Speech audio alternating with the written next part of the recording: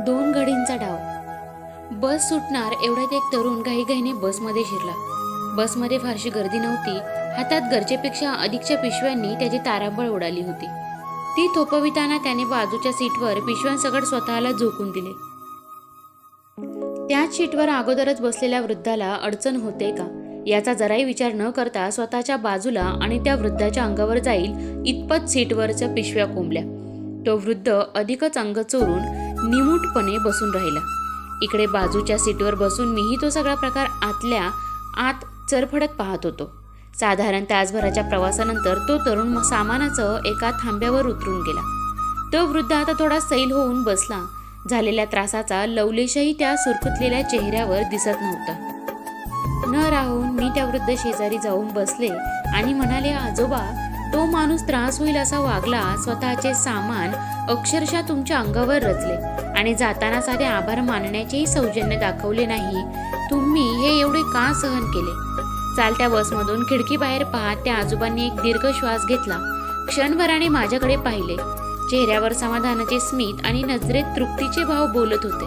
हलकेच माझ्याकडे बघत ते बोलू लागले, आपला प्रवास किती घडीचा असतो? निर्धारित थांबा आला की तो किंवा मी उतरून जाणारच होतो. आता तो अगोदर उतरून गेला, मग एवढ्या अल्प घडीचा प्रवासात वाद कशाला? जमेल तेवढा सहप्रवास सुखाने सामंजस्याने करायचा. त्याच दोघांनाही त्रास होत नाही. आजोबा बोलत राहिले. मी स्तब्ध होऊन शब्द न शब्द मनात साठवत राहिले. बाळ, जीवनाचा प्रवास देखील असाच करता आला पाहिजे. जीवन असतेच दोन घडीचे. जन्माच्या वेळी वाटल्या जाणाऱ्या मिठाईपासून या प्रवासाची सुरुवात होते आणि श्राद्धाच्या वेळी केलेल्या खिरीवर हा मिठाईचा प्रवास संपतो. बस हाच जीवनाचा गोडवा. त्याच विशेष कधीच लक्षात घेत नाही आपण. बाळा, या दोन्ही वेळी आपण त्या मिठाईचा स्वाद चाखू शकत नाही. मग मधल्या काळात येणारे कडू गोड क्षण त्याचा सारखाच आनंद घेता जगता आलं पाहिजे. अनेक माणसं भेटतात या प्रवासात. त्या प्रत्येकाचे विचार, स्वभाव, आवडीनिवडी अगदी भिन्न असतात. त्यातली काही अपरिहार्य म्हणून जोडली जातात. त्यात गणगोत, नातलग आले. काही कसलीही नाती नसताना सहज भेटली तरी ती मनात घर करणारी असतात. कधी जवळचे म्हणणारे साथ सोडतात.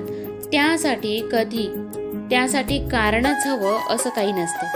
साथ देणारी माणसं निराळी, त्याचा पिंड निराळाच असतो. आपण नेहमी लक्षात ठेवावं, अशी साथ देणारी माणसं कारण सांगत नाहीत आणि कारण सांगणारी कधी साथ देत नाहीत. जीवन असं विविध अंगांनी समृद्ध होत असतं. ते जेवढं वाट्याला येईल तेवढं आनंदाने जगून घ्यावं. म्हणजे कोणी समानचे असो किंवा विचारांचे, ओझे लादले तरी त्याचा त्रास होत नाही. या प्रवासात निखळ प्रेम करणारी नाती जोडणं ही एक कला आहे. पण ती नाती टिकवून ठेवणं म्हणजे एक साधनच आहे. रस्ता मागे पडत होता. आजोबा कधी माझ्याकडे बघत तर कधी खिडकीतून मागे पळणाऱ्या झाडांकडे. खिडकीतून दिसेल तेवढे आभाळ नजरेच्या कवेत घेत होते. थोडा वेळ स्तब्धतेत गेला. ते कसल्या तरी विचारात गढून गेले असावेत. काय बोलावे म्हणून मीही शब्दाला शब्द जोडण्याची धडपड करत होते. त्यांनी पुन्हा बोलायला सुरुवात केली. बघ ना, लहानपणी प्रवासात झाडे पळत असल्याचा भास व्हायचा. पुढे वय वाढत गेलं की सुखाच्या बाबतीतही तेच होतं. वास्तविक दोन्ही तिथंच असतात, फक्त आपण धावत असतो.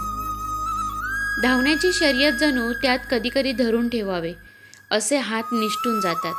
लक्षात येतं तेव्हा उशीर झालेला असतो. पण एक मात्र खरं, वपू एके ठिकाणी लिहितात, जीवनात नात्याची गरज एकट्याला असून चालत नाही, ती दोघांनाही असावी लागते.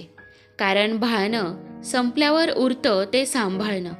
हे सांभाळणं ज्याला जमलं त्याला जीवन जगणं कळलं. असं बोलणं किती वेळ सुरू राहिलं असतं काय माहीत. बसचा शेवटचा थांबा आला. दोघेही खाली उतरलं.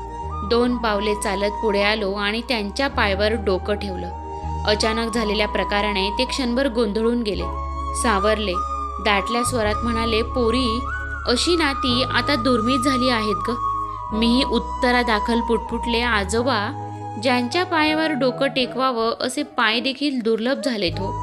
दोघांच्या वाटा वेगळ्या दिशेने जाणाऱ्या आपापली वाट चालता चालता आकृत्या धुसर होईपर्यंत दोघेही पुन्हा पुन्हा मागे वळून परस्परांना निरोपित राहिलं. 2 घडींचा डाव यालाच जीवन ऐसे नाव. तर मित्रांनो, कसा वाटला व्हिडिओ कमेंट करून नक्की कळवा. आणि खरोखर आपल्या आयुष्यातला हा जो प्रवास असतो हा 2 घडींचा असतो की नाही हे कमेंटमध्ये मला नक्की सांगा. आणि चॅनलवरती जर नवीन असाल तर चॅनलला सबस्क्राईब करायला विसरू नका. धन्यवाद.